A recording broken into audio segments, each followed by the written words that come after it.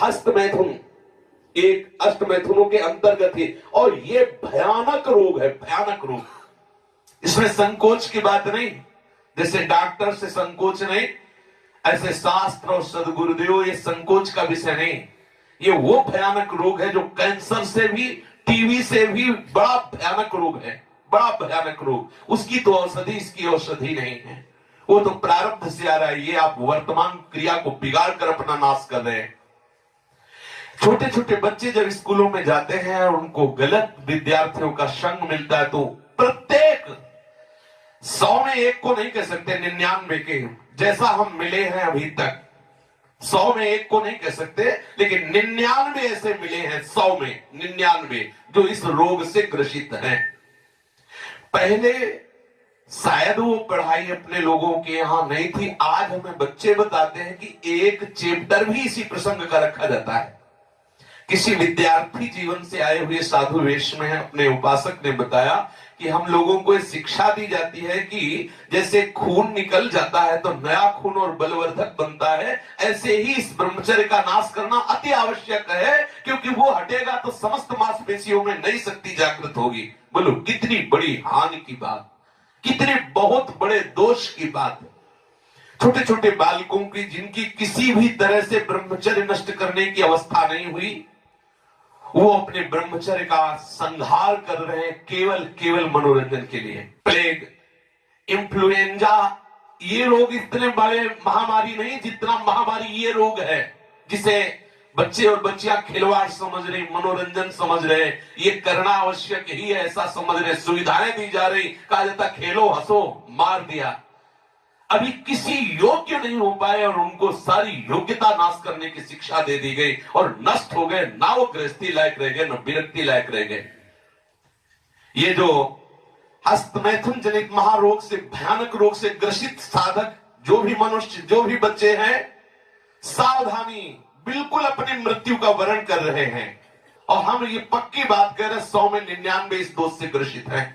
100 में 99, 98 नहीं, 99। और हम जब उनसे पूछते हैं तो पता चलता है ये केवल स्कूल में ही पूरी ट्रेनिंग हो जाती है। आपस में 4 बच्चे बैठकर ऐसे गंदे आचरण से युक्त हो जाते हैं जो जीवन में इससे निकल पाना बड़ा कठिन है। नाना प्रकार की, गंगा की कसम, यमुना की कसम, भगवान की कसम, गुरु की कसम, सब कसम एक तरफ, खाने के बाद 1 मिनट बाद जहां वो अपने स्वरूप में कामाग्नि जागृत हुई, नष्ट हो जाता है साधक। ये जो हस्त क्रिया के द्वारा अपनी वीर शक्ति का नाश कर रहे हैं, बिल्कुल समझ ले ये अनिष्टकारी चेष्टा पहली बात अगला जन्म तुम्हें मनुष्य का नहीं होने देगी, क्योंकि तुम इतना भयानक अपराध कर रहे हो। हर वीर शक्ति में वो जीवाणु है जिससे मनुष्य का जन्म होता है। आप उसको किस तरह से नष्ट कर रहे हैं, पहला महापाप तुम कर रहे हो। दूसरी बात, जैसे किसी लकड़ी में घुन लग जाता है, अंदर अंदर उसे खाली कर देता है, ऐसे ही ये क्रिया हर साधक को, हर बच्चे को, हर मनुष्य को जर्जर कर देती है, उत्साहहीन कर देती है, निकृष्ट भावना से युक्त कर देती है। कोई भी इस हस्त क्रिया को यदि स्वीकार किए हैं तो उसका फल देख ले, बिना प्रयास के वो वीरहीन होता रहेगा। कसम खाइए कि मैं जीवन में कभी हस्तमैथुन नहीं करूंगा। श्री जी को साक्षी करके इसका निर्वाह कीजिए, विश्वास कर लीजिए, आपकी परमार्थिक या व्यवहारिक जो भी उन्नति सबके नाश का प्रधान कारण है। आप ऐसे कारण को स्वयं कर रहे हैं। गृहस्थी धर्म में तो जब संयोग होगा तब होगा, आप इसमें प्रतिपल मर रहे हैं, प्रतिपल। और ये आपको इतना कमजोर, इतना परास्त कर देगी, आप भगवत मार्ग में चल नहीं सकते। आप इसे निश्चय करें, इसी क्षण निश्चय करें कि मैं कभी भी हस्त क्रिया के, तो कोई भी साधक, कोई स्त्री या पुरुष, कोई भी साधक किसी भी प्रक्रिया के द्वारा हम ऐसा, जब तक गृहस्थ धर्म से युक्त होकर हम भगवत पूजा की भावना से संतानोत्पत्ति वाली क्रिया, वो अलग चीज, अपने किसी चेष्टा के द्वारा हम ऐसा नहीं करेंगे।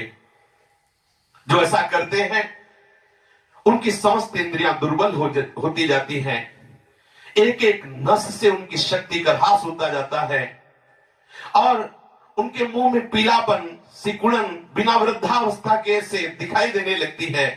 नस में दौर्बल्य, बार बार स्वप्न दोष, नाना प्रकार के गंदे संकल्प, नाना प्रकार की जलन उनके हृदय में प्रकाशित हो जाती है और वीर शक्ति इतनी द्रवित हो जाती है कि उनको पता ही नहीं लगता कब स्खलित हो गई। इसलिए साधक सावधान, ऐसी गलती बिल्कुल ना करें, बिल्कुल ना करें। क्योंकि शरीर के भीतर एक मनोवाहा नाम की एक नाड़ी है। इस नाड़ी के साथ संपूर्ण नाड़ियों का संबंध है। जे भी आप कामासक्त होकर के इस क्रिया को करते हैं, संपूर्ण आपके शरीर की नस नाड़ियां कांप जाती हैं। शरीर से लेकर मतलब सिर से लेकर पैर तक संपूर्ण यंत्र, छोटी मोटी सब नाड़ियां कंपायमान हो जाती हैं। फिर उस रक्त से मंथन करके फिर जो निकलता है उसे वीर्य कहते हैं। कितना बड़ा नाश कर रहे हैं आप। इस धातु से दौर्बल्य, प्रमेह, स्वप्न में, मनुमेह यहां बड़े कठिन कठिन रोग घेर लेते हैं। पक्षघात, ग्रंथिवात, संधिवात, अपस्मार, मिर्गी, पागल पर भीषण भीषण पीड़ाएं शरीर में, न जाने कितने निंदनीय रोग इस क्रिया के द्वारा होने लगते हैं। इसलिए प्रत्येक उपासक को, चाहे वो गृहस्थ मार्ग का हो या विरक्त मार्ग का हो, बिल्कुल ऐसी क्रिया ना करे। जब कोई हस्त क्रिया करता है तो उसके सीधे कलेजे पर धक्का लगता है। जब क्रिया करता है तो संपूर्ण नस नाड़ियों में हलचल और हृदय पर धक्का लगता है, जिससे उसका दिल कमजोर होने लगता है। और वही सबसे ज्यादा जिसे हार्ट अटैक कहते हैं, वही कारण होता है। वीर चरण ही उसका प्रधान कारण होता है। क्षय, खांसी, श्वास, ये क्षमा महाभयानक रोगों का बुलावा है। हृदय रोग से पीड़ित या भागे मनुष्य किस क्षण मर जाए कोई पता नहीं। मस्तिष्क पर जो एक ऊर्जा शक्ति, विचार शक्ति होती है, वो नष्ट हो जाती है।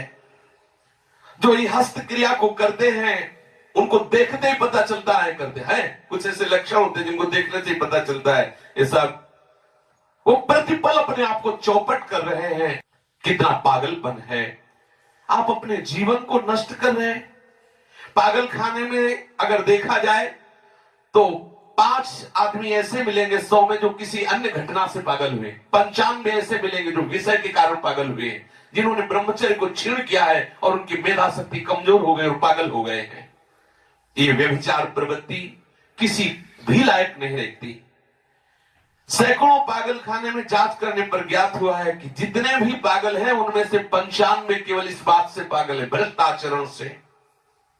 आप परिश्रम युक्त, साधना युक्त आप रहिए। ये आजकल के माता पिता स्वयं सावधान नहीं, बच्चों के सामने ऐसी चेष्टाएं करते हैं कि उनकी सामर्थ्य नहीं कि अपने बच्चों को रोक सके। वो समझते हैं कि बच्चों से ये बातें करना ठीक नहीं है। लेकिन आप समझिए, अगर बच्चों को आप एक छूट दे रहे हैं, आप उनका कितना जीवन नष्ट कर रहे हैं। उनकी आंख, नाक, कान, जिह्वा, वाणी, पैर, त्वचा सब कमजोर हो रहे हैं। और इस कारण जब वो गृहस्थ धर्म में प्रवेश होते तो गृहस्थी लायक नहीं रह जाते, गृहस्थी लायक नहीं रह जाते इन क्रियाओं के करने के कारण। माता पिता को, सदगुरु को चाहिए, उपदेशक को, कि अपने आसपास इस बात को कहे कि वो कभी ऐसी गंदी चेष्टाएं ना करें। सदगृहस्थी में जान, देखो पहले आचार्य परंपरा थी, सब जाकर गुरुकुल में रहते थे, ब्रह्मचर्य रहते थे। फिर जिनको गृहस्थ में जाना होता वो गृहस्थ में जाते, जिनको नैष्ठिक ब्रह्मचर्य का व्रत लेना होता वो वैरागी होते। दोनों महान पुरुष बनते। वो गृहस्थी में जाकर धर्म पूर्वक चलते हुए पुनः वैराग्य को धारण करता और विरक्ति में जाकर वो महापुरुष बन जाता। दुर्बल चित्त इतना हो जाता है कि ना वो धर्म स्थान देखता है, न तीर्थ स्थान देखता है, न मंगल तिथि देखता है, न मंगलवार देखता है। बस अपनी वासनाओं का खेल खेलता रहता है। हजारों प्रतिज्ञाएं, हजारों धर्म चेष्टाएं सब व्यर्थ करने वाला ये महान दोष हस्त क्रिया, व्यभिचार प्रवृत्ति, इस पर अंकुश कीजिए, इसको आनंद मत मानिए। ये जो हस्त क्रिया के द्वारा शक्ति का नाश करते हैं, ये प्रतिक्षण काम से युक्त रहते हैं। इनके हृदय में वही चिंतन चलता रहता है। बालक अवस्था से लेकर के यौवन अवस्था तक देखिए आप, इनकी आंखों में देखिए, न तेज होगा न इनकी गंभीरता होगी, बहुत चंचलता, निस्तेज आंखें होगी, चेहरा पीला पड़, जब देखो तो ऐसा लगता है कि शर्मिंदा हो रहे हैं, मुंह छुपा रहे हैं, ऐसा लगेगा। पहला लक्षण है। दूसरा, कुछ इतने निठल्ले, ऐसे दिखावटी स्वभाव के, ऐंठ में, अकड़ में, गर्मी में रहते हैं, ये वीर शक्ति के नाश का लक्षण है। गंभीरता नहीं, शांति नहीं, उदारता नहीं, धैर्य नहीं है, वो अपने को बड़ा बड़ा दिखाना चाहते हैं, ये सब उसके नाश के लक्षण हैं।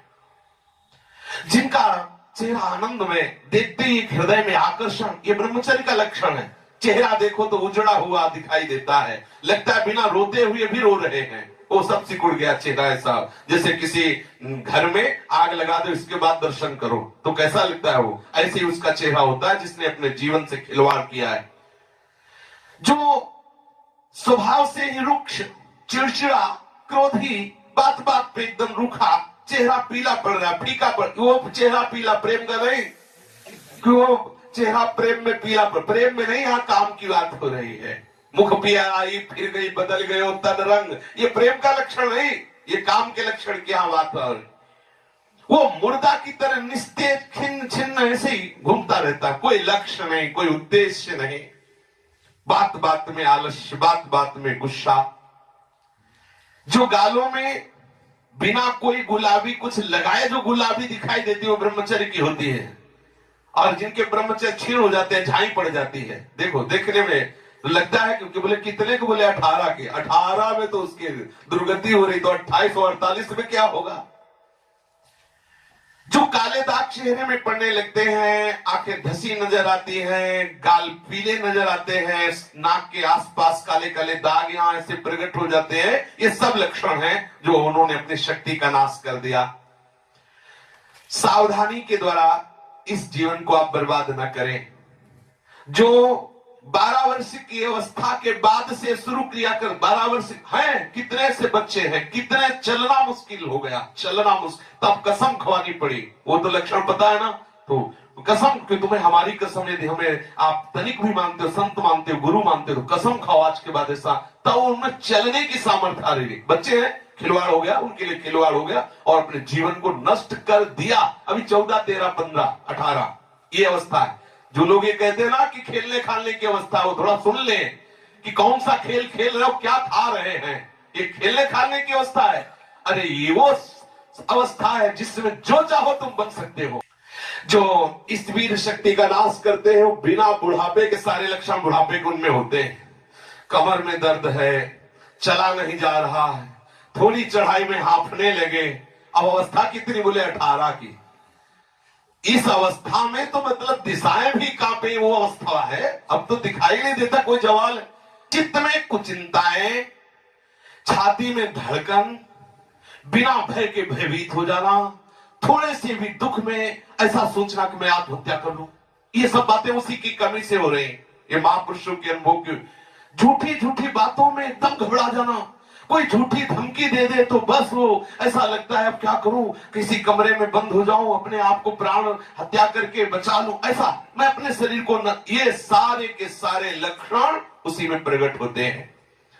जो ब्रह्मचर्य का नाश करता है, नींद ना आना या सोना तो कुंभकर्ण की तरह, मुर्दे की तरह सो जाना, आलस्य, जरा जरा देर में वो निरुत्साहित बातें, आंखों में जलन, भारीपन, ये सब, स्वप्न दोष अधिक होना, ये सब उसी के लक्षण है जो आपने गलतियां की है।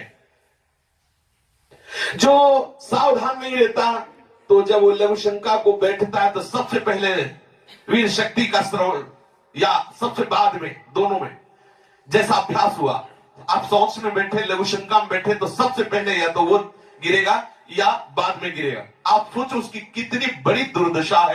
वीर का पाचन नहीं होता, भोजन का पाचन, रस रस का पाचन, रक्त रक्त का पाचन, मांस मांस का पाचन, जो मज्जा, अस्थि और ये सप्तम धातु वीर का पाचन नहीं हो सकता। इसका पाचन ओज के रूप में होता है, तेज के रूप में होता है, महान शक्ति के रूप में होता है। जो संयम से चलता है, भगवत आराधन में चलता है, उसका एक अलग ही स्वरूप होता है। उसमें एक अलग उत्साह, अलग तेज, अलग ओज चमकता रहता है। सावधानी से, चाहे स्त्री साधक हो चाहे पुरुष साधक हो, दोनों को रक्षा करनी चाहिए। खिलवाड़ ना समझो। ये सप्तम धातु बनने में, एक बार के बनने में 30 दिन 4 घंटे लगते हैं।